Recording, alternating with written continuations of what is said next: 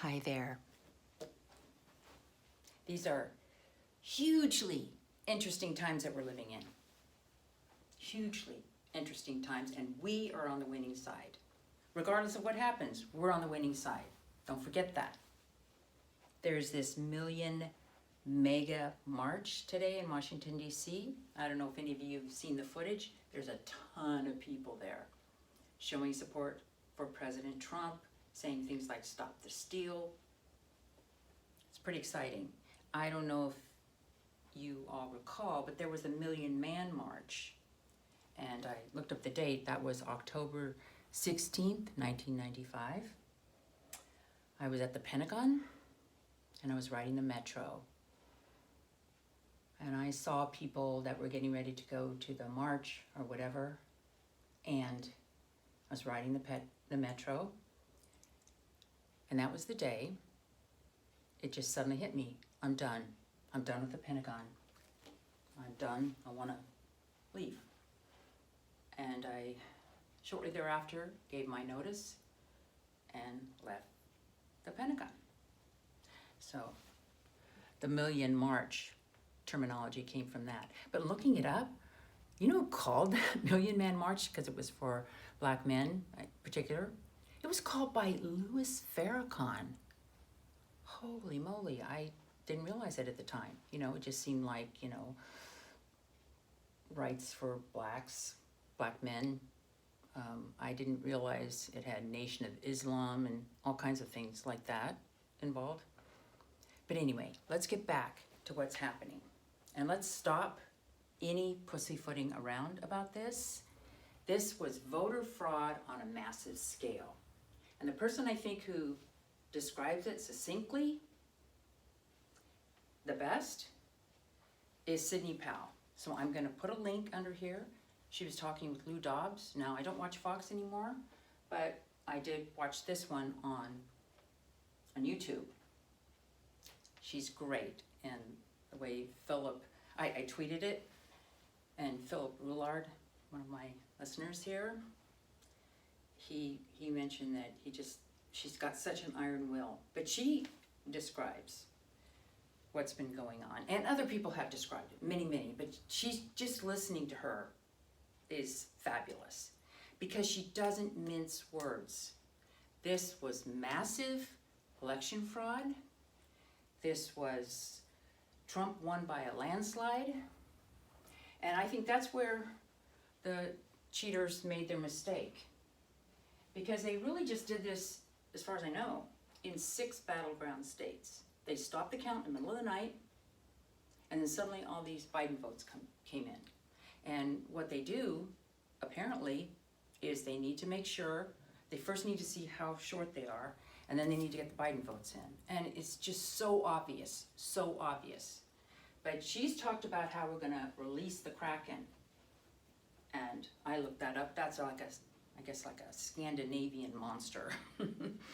Anyway, there's so much good information about this. And I don't know how many of you are following it. But what I recommend is just say to yourself, until Trump concedes, I'm not accepting any of this. And I recommend you don't listen to the others, because if you listen to the naysayers, it's very subtle, but it just kind of starts making you feel bad. Like, oh, maybe he's not gonna do it. Hey, we'll cross that bridge when we come to it, if we come to it. But we're not at that bridge. I think something fundamental, something huge is going on in this country. If they try to compare it like Karl Rove did to other elections that were overturned, this is different. This is very different from that. Those were a little few, and because we've never had it on this scale on a presidential election. We've had it, perhaps, now we're finding out. No wonder these states have these entrenched democratic machines. They've been doing this for a long time. A long time. And there's just like no way to get these people out because they know how to cheat. And with this Dominion voting system, there's just so many things that are bad. And I think we're going to uncover it. So our job is just to talk about the voter fraud, and I'm talking about it, and if by some reason, let's say we don't win, whatever, I'm still going to say this election was gotten by complete voter fraud, okay? They talk about their resistance over nothing on the other side. Hey, no more Ms. Nice Gal, no more. Let's not do it. Let's not do it. They need to know they have awakened a sleeping giant. We are half the country, at least half the country. We are a huge market force. There is no way we're going to stand for this. One of the things I've noticed that I think is interesting is they actually think we're stupid. And they think that if we're told what to do, like what they tell their people to do, that we'll be silent and we'll just fold. No, we won't. We won't. I mean, let's just think about whoever runs Fox News, you know, the Lackland kids. They clearly have been turning that more left-wing. I mean, one by one, I was stopping various shows that I was watching. So all I was left with was, I liked to hear Greg Gutfeld. I liked Tucker Carlson. Sometimes I'd watch Sean Hannity. He has a kind of a yelling voice, so he's not really my type. And I really like Laura Ingraham. But right after the election, I noticed something happened. It was more like, hey, Trump did a great thing. But they were talking about him in the past tense. They were talking about him in the past tense. They clearly had been told and ordered not to say anything about the voter fraud. If they did, they had to kind of say something like, well, it's not verified or whatever. I mean, it's so obvious, and I don't want to hear it. I don't want to hear it. I'm not listening to them. And you'll know because in the pinned tweet that I'm going to put with a link to the short video where Lou Dobbs is interviewing Sidney Powell. I highly recommend, if you just want to get pumped up, listen to her. It's not very long. Even he looks so uncomfortable, like he so agreed with her. He so agreed with her, but he couldn't like come out and yeah. He was put in a very uncomfortable position because it's Fox Business News and he has to be careful. So, I mean, did they really think that we would just like, oh, Fox News has told us to think this, so now we're going to think it? No. Fox News is tanking in their ratings. Tanking. They've really made a mistake here. So Newsmax is going up, but even with Newsmax, I don't watch everything.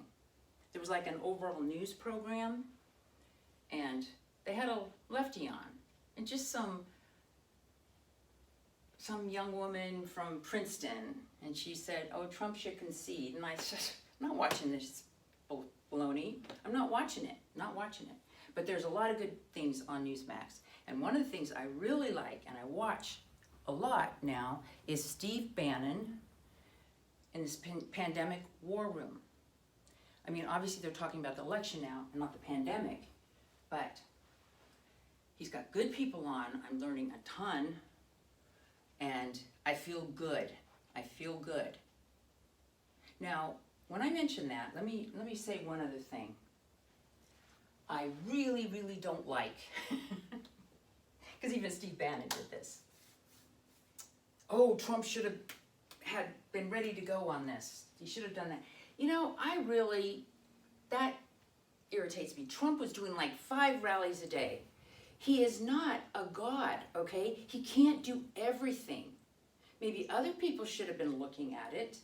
Maybe other people, because they were saying they should have been ready to go, doing all this stuff. And it's like, don't criticize President Trump right now. Don't. I'm sick of it. I don't want to hear it. Okay, what this man has had to endure on our behalf is too much, okay? He needs our support. And I think most of you feel that way.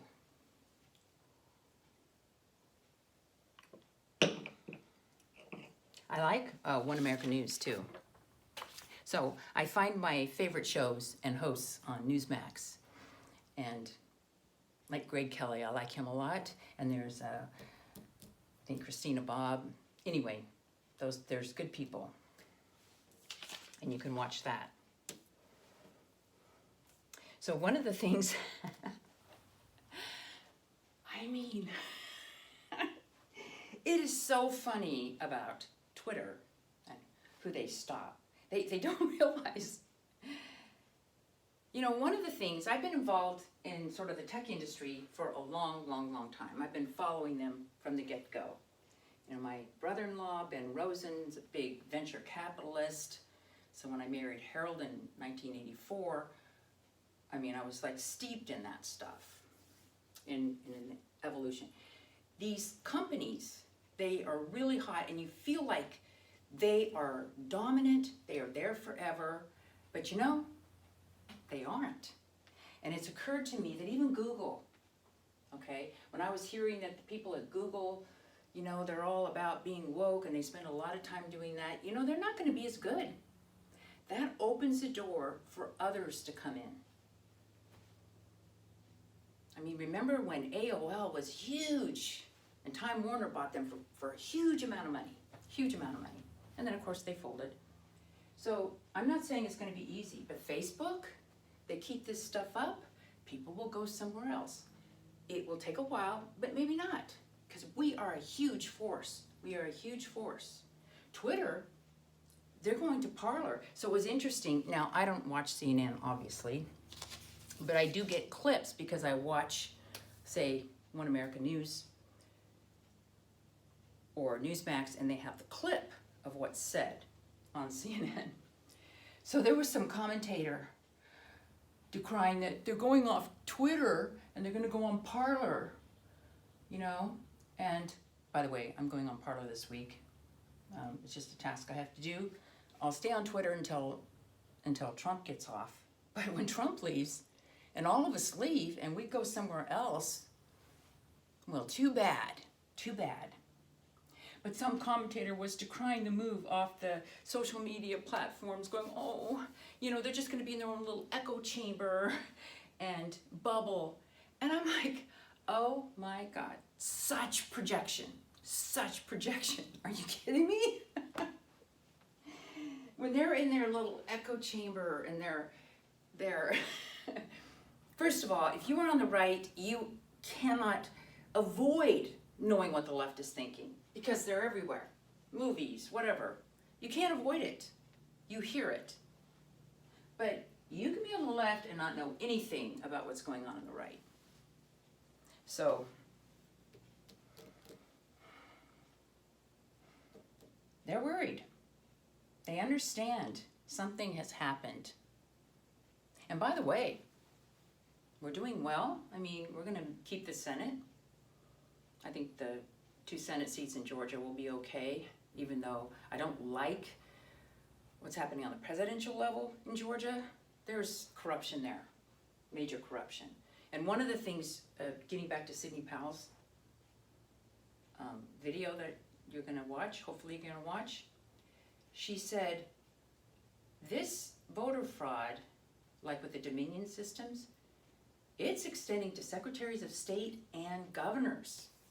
Like, I don't know the details, but like Brian Kemp, the Republican governor of Georgia, I mean, he was lobbied by Dominion systems because Texas looked at it and said, no, we're not using this system, it's not secure. And so a lot of these people, maybe the governor of Pennsylvania, the Democratic governor, maybe some of these people got into office through these systems. I don't know. They're collecting tons of evidence, tons of evidence. So we don't know what's going to come down with that.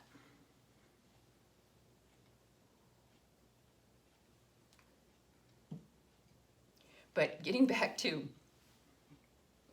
Google and others, I mean, They're not even very smart.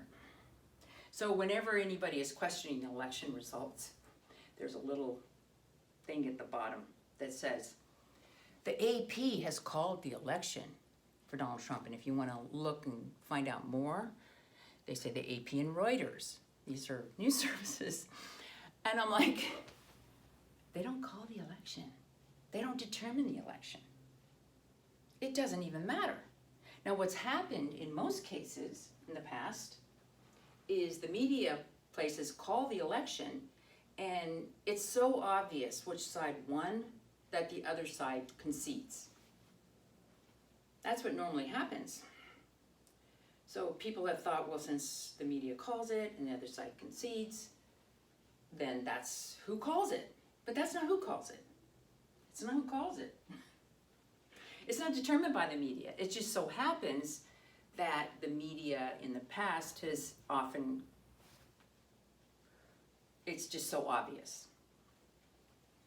So so the Google wants to let you know that the AP has called the election. I mean, these people are not very bright. Boy, the smart people are all on the right, I'm seeing. They write in-depth articles. They're very smart people. You know, I really like that kind of thing. But it's so insipid on the left. It's insipid. It's shocking. Shocking. Okay. And they'll say something like, also, robust safeguards. Oh, thank you, Google, for letting me know that. Robust safeguards help ensure the integrity of elections and results. Robust safeguards? On a huge mail-in voting? Everybody knew going in that there were going to be problems with that. I mean, just the simple fact that a lot of dead people voted. There's no robust safeguards. So they think that if they just say it, oh my God, this is so much like the climate change thing. They just keep saying stuff over and over again. And these people, I'll call them low information voters, okay? These people just believe it. You just keep saying it. You just like it's an expert thing. Robust safeguards. There are robust safeguards. Da da da da da da. And we're supposed to believe it. Oh my God. So it's laughable. It's laughable.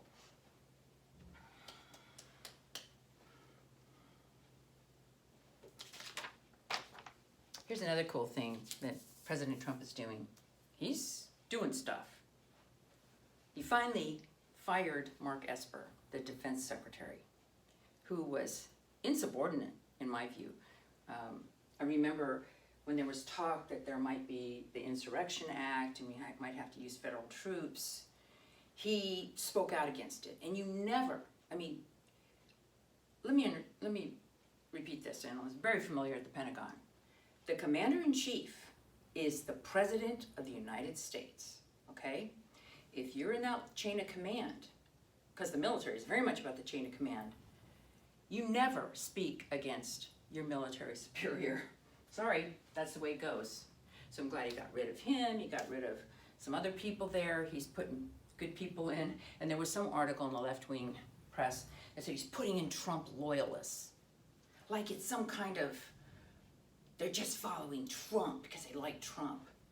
Trump loyalists? What the heck does that mean? You are not free in the military to act on your own conscience. I mean, if you disagree, I mean, he is free to step down.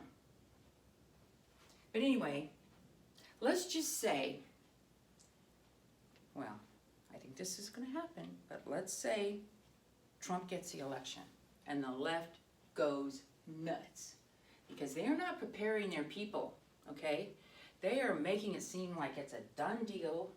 I mean, people on the left who just stick with the left-wing media are really going to be in a bad way. They have no idea what's going on because they are just told lie after lie after lie. So let's say there's riots with Antifa and people like that going crazy. Well, Trump will put a stop to it. The troops.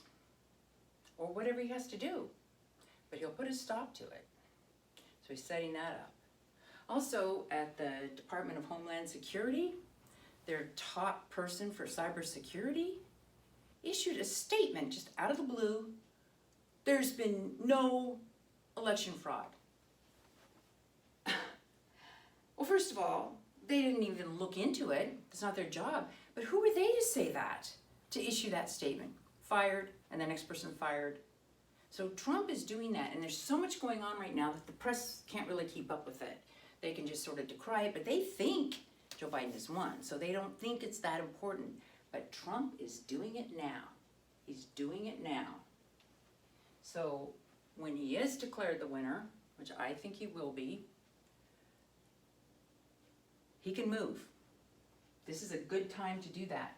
This is a good time. So we'll see what happens. And I'll tell you why I think he's going to win. Okay? There's multiple ways in which he can win. First of all, it's incumbent upon all of us to be loud, be strong, and show our support for the president. Okay? There's a lot of lawsuits going on.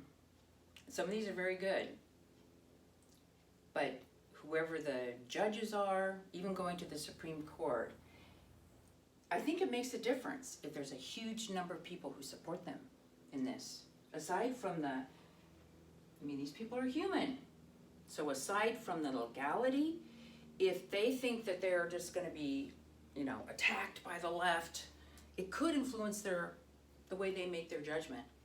But when we show, no, we support you, then they can make the better judgment. And this is also an interesting thing I learned, and I've looked it up, and I retweeted a lot of this stuff. But it's very interesting, the state legislatures, and these are Republican state legislatures, okay, in these battleground states, they are the ones that pick the electors. So if they are convinced that massive fraud occurred, and it all comes to light, and for whatever reason these lawsuits don't make it, they can pick electors to vote for Trump. Now that would be major, right? But let's not forget, after Trump won, do you remember what happened? You had all of these actors and ads talking to the electors, okay, who are supposed to vote according to the vote, right? But they are free, in some respects, that's the Constitution. They can change their vote. They were urging them, don't vote for Trump. So even if Trump won, don't vote for Trump. So the left has no leverage right now, no right to say that these electors in, say, Pennsylvania, if the state legislature wants them to. So these state legislatures, the individuals who vote for this have to be brave. So it's incumbent on all of us to show our support for the state legislatures, right? So Jay, who lives in Pennsylvania, people in Pennsylvania who are mad about this, they need to rally for the president. They need to show that he won. They don't want this steal going on where they're stealing the vote, because they clearly stole the vote in Philadelphia and Pittsburgh with these Democratic machines. And when I say machines, I mean do they have Dominion in the Dominion voting machine, but whatever. They clearly, they shut down the voting. They did bad stuff. So we need to show that. And they're going to learn something about this. Trump has awakened a patriotic spirit in all of us. And we are half the country. And we are strong people. Okay? We're not little snowflakes. We don't get our feelings hurt. But we're not falling for it. Okay? I'm done with these people. I am done.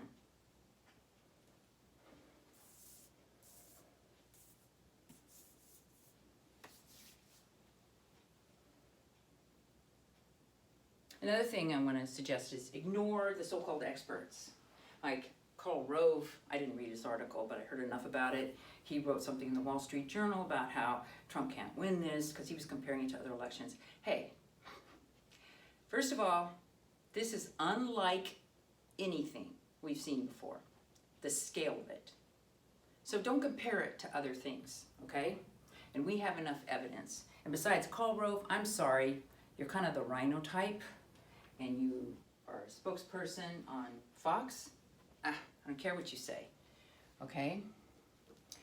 What I find very interesting, or I shouldn't say interesting, heartening, is how many people, individuals, cybersecurity, I mean, aside from what's going on with the Trump team, you know, Sidney Powell and all these people collecting information, you have cybersecurity experts, you have voting statisticians, you have individuals who are looking into all this.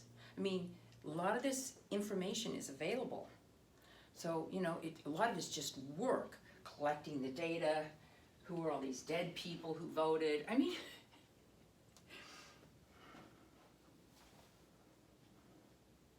I love it. We Americans are doing this. We patriotic Americans are doing this. Okay, let me just say something. This whole idea of, first of all, we need to clean up the voter rolls. We need voter ID. I mean, there's a lot of improvements we need to make. We need to clean up the voter rolls. We need voter ID. Now, do you notice you don't hear a lot about Social Security fraud after somebody dies? Because they fixed that. I mean, I don't know if they fixed it, was ever a problem. But when my late husband, when Harold Rosen died, you know who gets notified right away? Legally. Whoever is your, like, mortuary or whatever, they are required, they get the death certificate. That's where you get the death, I mean, no, they get the death certificate, but they are required to notify Social Security. So why not also notify the city or the voter IDs? You could do that. Of course, the Democrats don't want that, but you could do it. Because I got an absentee ballot for Harold after he died, and I wrote them. You know, I said, he's passed away, he's done, and sent it back. But I don't know about what other people do. I mean, there's a huge number. It's not just dead people, but that's one thing that should be done automatically. We could do it. By the way, if somebody close to you dies, you got to have like a mortuary or something. I found that out the morning when I called it in, called my doctor to get, and said Harold had passed away. Then he has to call, the doctor called, I don't know, and then I get a call from somebody in Los Angeles. And he said, you have to have a mortuary, otherwise we take the body to the coroner. And I'm like, I see movies where they put them in those, like, it's like, oh my God, you can't do that. And I said, I have one. So I was on the internet trying to call a mortuary, a place for cremation. And I finally reached this one woman, and I printed it out. And so when the firemen came to see the body, whatever, the fact that I had the copy there of a mortuary meant they didn't have to, they didn't have to take him to the coroner's, whatever. I mean, I just found that idea horrifying. So that was the only thing I wasn't prepared for.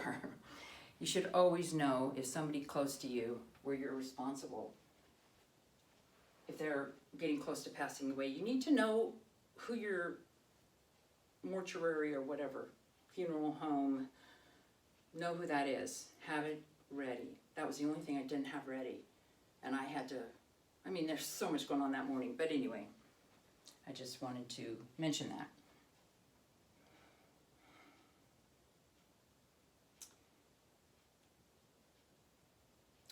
So I think it's important that we just keep declaring over and over again that this election was fraudulent. And I intend to do that even if, for some reason, I don't expect it to happen, if Joe Biden became president. I'm just gonna shrug. You know you got that through election fraud. You know, bad people, you. And I'm done with people regarding mess. Done. By the way, this is kind of interesting that happened just this past Thursday. I mean, why now? But I'm glad it happened. Our beach got opened up. My friend Devin, she's been in contact with Joe, the guy who works at the beach. And so he texted her that they took the fence off and they put the rings back up, the traveling rings that I would do every Friday. And so Robert and I go. Robert comes over on Friday and we go to the beach. So I said, Devin, she said, I'm going there at 11. And I thought, okay, text me if it's really open. So she did, and so Robert and I went there. But,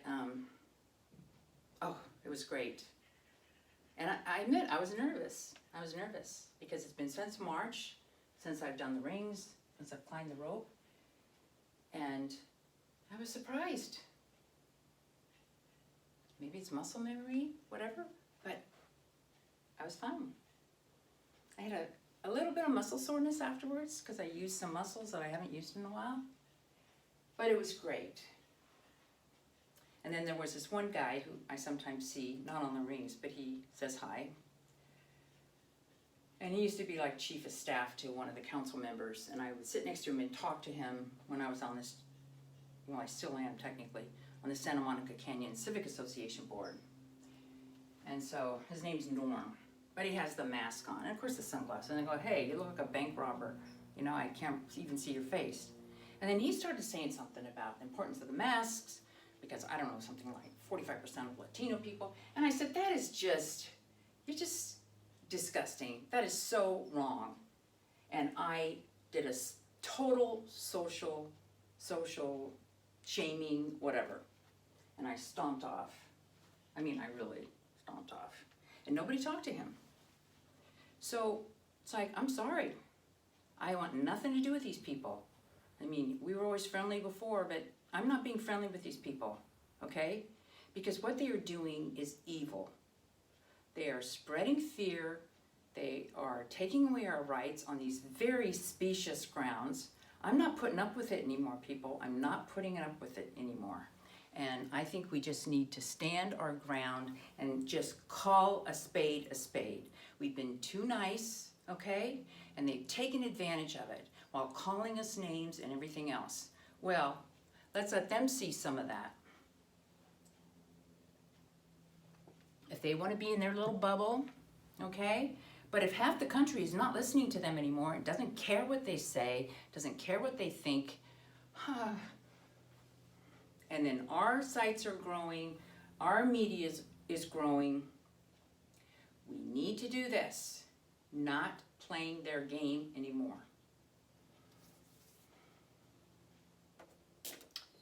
So,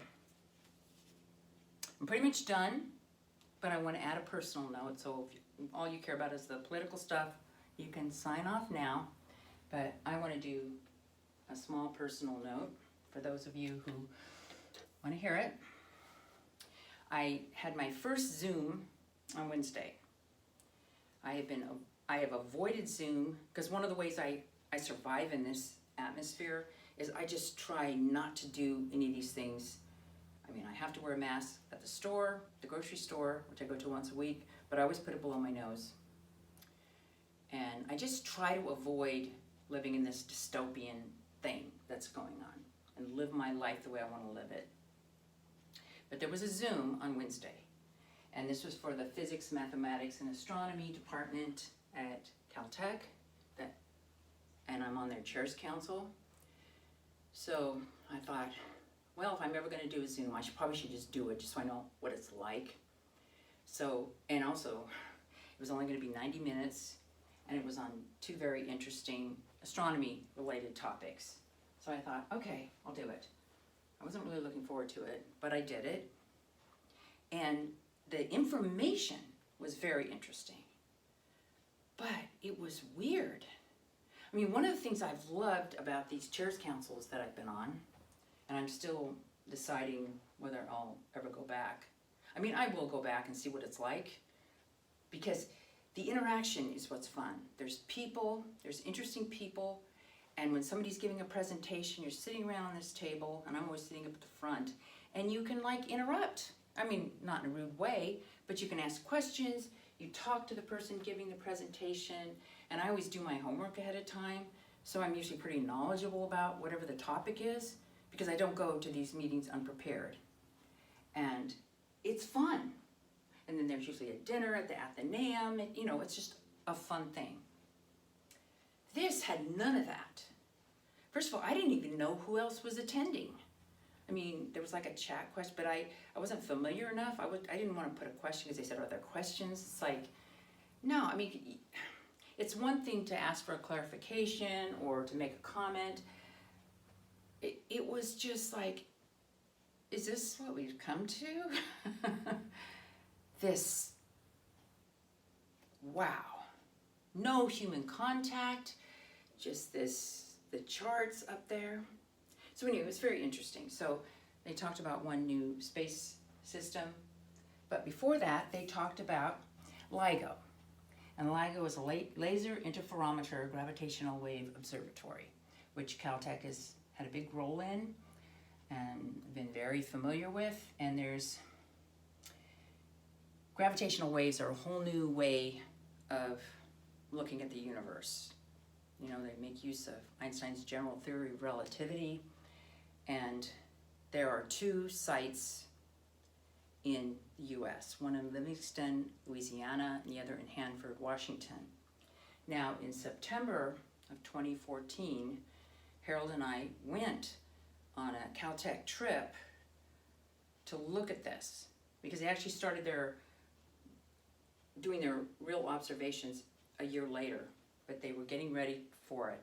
And so Harold got all excited, okay? Because obviously, I mean, the way you detect the gravitational waves is, you know, with these long arms, you're comparing what's happening in Louisiana with what's happening in Washington. But he's saying, wow, if you could do it up in space with 3 satellites. So he was really jazzed about that. And he was starting, you know, meeting with people. And, you know, on the outskirts, I shouldn't say on the outskirts, but since I always helped Harold with things like that, you know, I was involved. And when Harold had his stroke in November of 2015, I said to him, Harold, you know, you've lost some function on your left side. We can do neuroplasticity. There's ways you can get that function back, or you can go. I support you either way. Because I very much strongly feel like I don't want to keep someone around if they are ready to go. And he looked at me and he said, Deborah, I want to do the gravitational wave satellite, so I want to get better. So I said, okay, we'll do it. So anyway, he had this patent, and Robert and I, my stepson Robert, who's very smart technically, you know, in physics and such, Robert and I worked with Harold to get this done. I mean, we really worked a lot on this. First of all, the patent attorney at Boeing was awful, awful, awful. So I had a conference call with him. He was so bad, I was shocked at how bad he was. Because Harold had been having some problems with him, and Harold's pretty nice. He didn't know how to get rid of this guy. And so I called somebody else, and I said, you get him another patent attorney, or I'm calling John Tracy. And he goes, oh, no, call John Tracy. He was the highest up at Boeing, and I knew John Tracy really liked Harold. And he was really high up at Boeing, and he covered all those kinds of intellectual property issues and patents and stuff was in his purview. So we got a new attorney, and the new attorney was fabulous. And we'd have meetings right here on the dining room table, because Harold couldn't go, you know, really couldn't go anywhere. And I would run the meeting, and Robert and I would probe Harold ahead of time, because Harold had some difficulty talking freely. So we would get all of Harold's thoughts, because Harold was still technically very sharp. We'd get all his thoughts, we'd bring them up, and Harold and Robert would explain that part of it. And I mean, we met with people from Caltech, from JPL, and Boeing. We had multiple meetings here regarding this. So, right after that Zoom call, I mean, I knew that it had been awarded because I'd already gotten a check for $1,000, but there was a package at the front door. You see that? You know, Boeing gives you these little plaques. I'll tell you what it says.